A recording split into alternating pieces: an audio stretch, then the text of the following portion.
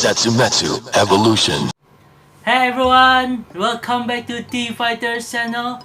I'm Azharu and today we're talking about ARMS Tachikaze deck profile Gaia Emperor. Hi! This is ARMS' current boss since he only played Tachikaze and we call it GaiArm.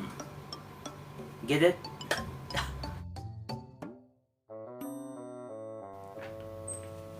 So this is the Gaia Emperor's deck profile. Its special is to focus on spreading gauge, which gives power and potential multi-attack. Obviously, it's not as broken as Xango Blader, but we hope that he returned back, or is it a she?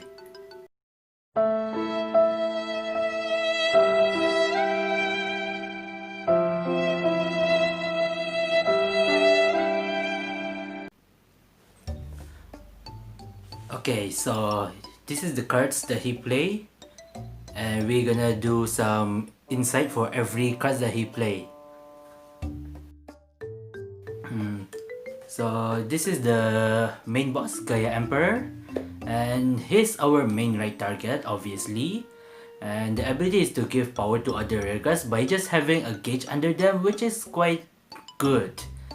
And the second ability is one of the pressure tool in this deck to make sure your opponent throws a lot of cards in hand, or at least throw his Sentinel perfect guard, which is very good, so your opponent wouldn't say no guard for this guy. Next card is Teradino. He's one of the best grade 3 ever printed for Tachikaze, except from the VR itself. This guy is one of your main draw engine and also a field sniper. Some people tend to underestimate this card despite being a rear guard based card, but he's quite deadly and sometimes worth guarding for over the Vanguard. Just don't do this too often as your Vanguard take damages a lot. Now let's move on to the grade 2. And we start with Region. He's our multi-attack engine. His first skill says when he attack, you may gauge one unit. Obviously, most of the time you're gonna gauge itself. But if he already have a gauge under himself already, you give it to other rear guards instead. Or no one, since it's just say you may. You can play the gauge. Play damage deny gauge with the card if the situation calls for it, because it can say, it says when attack, so it doesn't say when attack Vanguard, which is quite good as a damage deny play.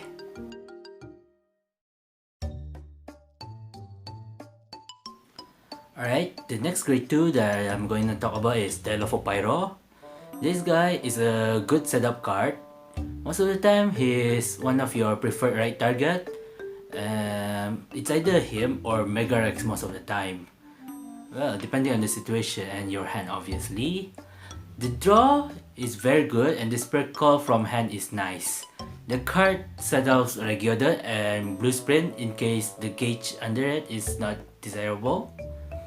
You can also call Teradino when the situation calls for it, since it's a superior call from hand, not a normal call.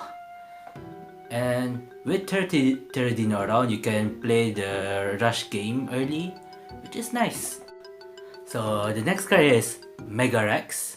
This card is a hard carry to every Tachikaze standard deck, and this guy has been a hard staple ever since the first ever Tachikaze V booster onward. So he got reprinted in VSS, so you can grab him easily, and he's gonna get reprinted in the next VSS also, which is nice and prove that he's a hard staple for Tachikaze deck ever since it come out. Alright, let's talk about what this guy do in this deck. What you want from this guy is you want to draw from his retire ability. And remember, when you retire your field by your own card effect, it's a plus, never be a minus. And his Counter Blast 1 for every gauge, I mean he gained 5,000 for every gauge, is situational. Because you don't want to waste a lot of resource for 1 damage. Unless you open at 5, then that would be nice. Or if you want your opponent to throw a lot of cards, that's a good situation for you to use his Counter Blast.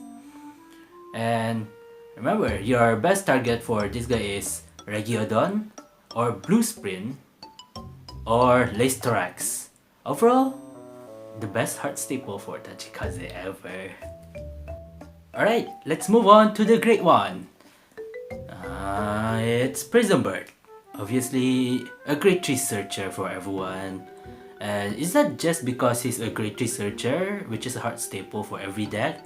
It's because he's a heart hitter, because he will be hitting around 23 if you have a gauge under him, which is nice, and can be 28 if it's at an Excel circle, or 33 if it's at Excel 1,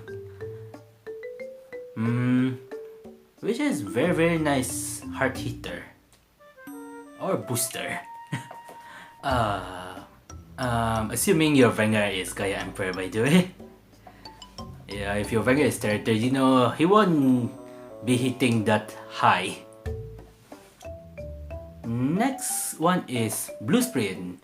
Literally just Regiodon as a great one. If you're lucky, you can Super Call him via Regiodon and get more attacks, or vice versa. Like either discard under Regiodon or Regiodon under discard, which is, yeah, just lucky. The second last great one will be Lacetorax. Along with Megarx, this guy is a hard staple and also a card that is released the same booster as Megarx, which is the first Tachikaze booster. Until now, still a hard staple. Remember people, he's always a plus. Even if your opponent retire him, he will give you a card. You kill it, it give you a card. But if you bind it, you don't get a card by it. Lol. This guy is a potential 18k beatstick or booster. So one of the second highest power grade one aside for Prison Bird. Well, and also, actually others are also the same number, but this guy is easier to get the gauge. Remember, he's gauging on activate when he's called from hand, so if you surprise call him from gauge, he won't get the gauge for his own ability. The final card, I'm excited to tell you all, but I'm not sure if you all are surprised or not, because the final card is quite a spicy tag from ARM, which is Sonic Noah. Why does this guy is played in a Gaia deck while this guy barely does much except from the on hit and giving gauge? Well, if you go second and have him with Blue Sprint or Lacetorax, you can have potential 3 attacks if it's Blue Sprint, or you can gain a plus from Lacetorax, which is a 2 attacks or 3 attacks poke as a grade 1. I mean, as a grade 1 Vanguard in your first turn. And since it also gives you a draw card if it hits, it's pressure, so if your opponent literally no guards everything, you can retire one and draw one. But if it doesn't hit, well, you won't lose much because damage deny doesn't really affect Tachikaze much. Unless they really want to use hard counter blast around the turn after that, then yeah. Let's talk about the triggers. ARM play 8 criticals and 4 draws to make the deck a bit stable. The draw perfect guard is to make sure that you can survive against force matchup. Things like Charlotte, Skull Dragon, Luard, etc. Yeah, they are quite high numbers, so you don't want to gamble with critical Sentinel. Yeah. And this deck is quite vulnerable, by the way, so you really want to use that perfect guard like at the right time, and try to push your way to win. Alternative cards that you can use are Optical Cranto and Turbos Melodon.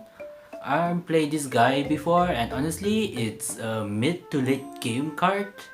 If the guy is being called from the gauge, you can give power, basically give gauge to somewhere, and use it. If you have him in the hand, you can just call him and don't be scared. Give it to regular or blue sprint for more options to spray call, or give other units to give it power up from Gaia Emperor itself, which is nice. Next card that I would recommend will be Xango. This guy is your setup card if you are not a fan of Thyroid. However, the problem with this guy is this guy takes space in the rearguard circle, and empty rearguard is key because every unit want to boost or attack. So if your Xango are resting, you just waste a circle.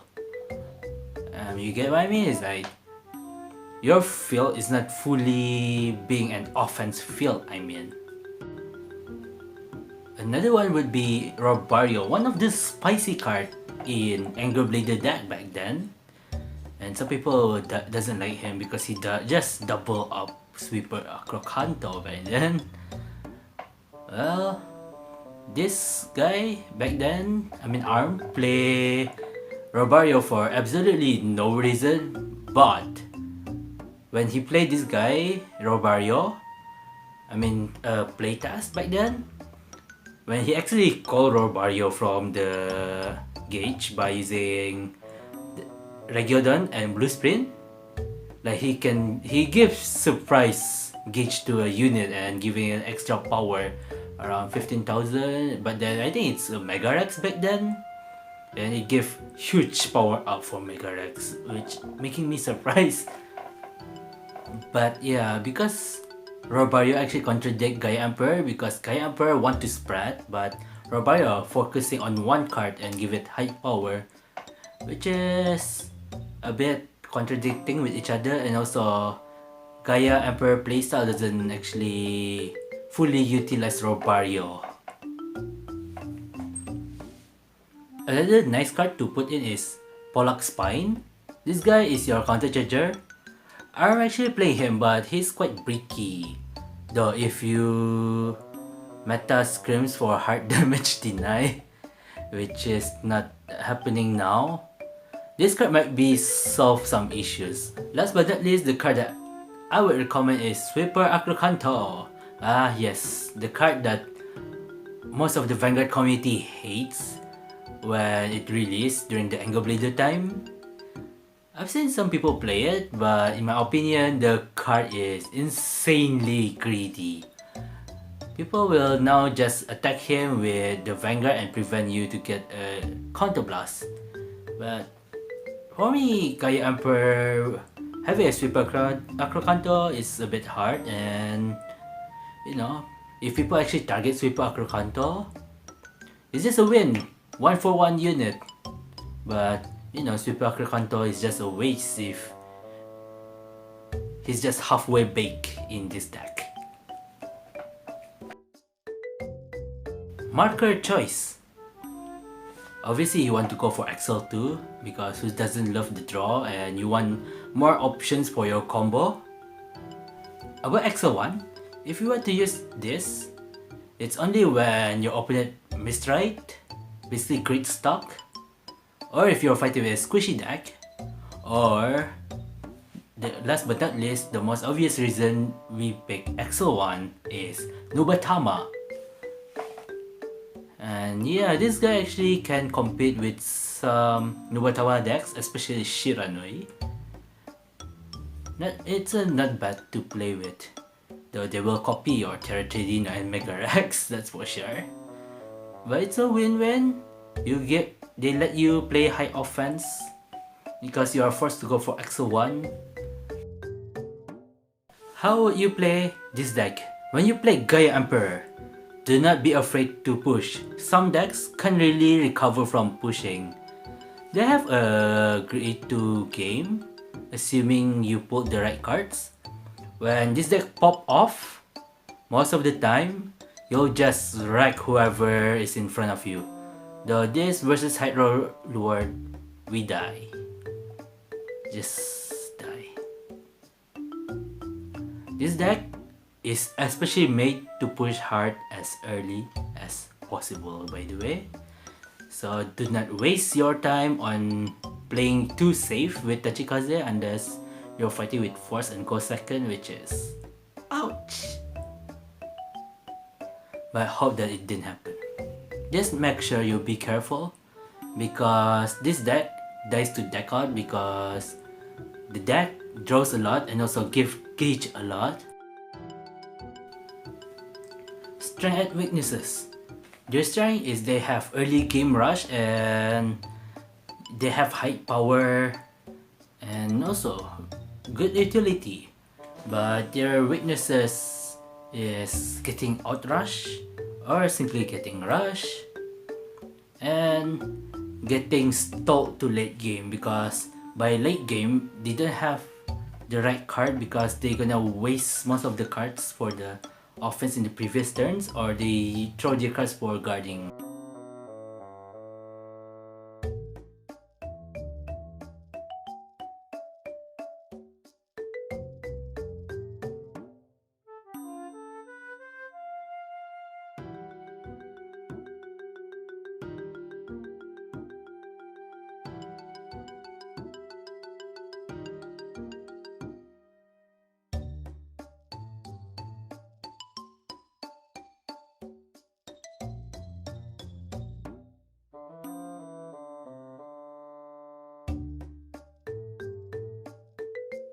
Alright, let's go to the combo session.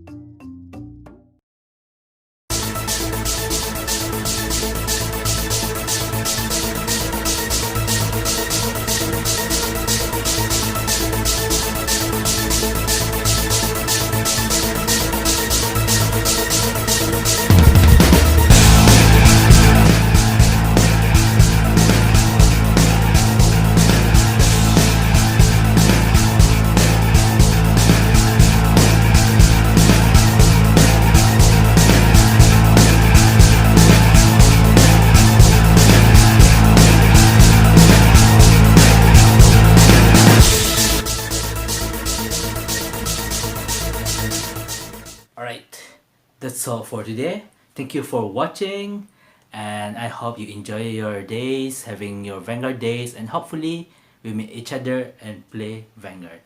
See ya!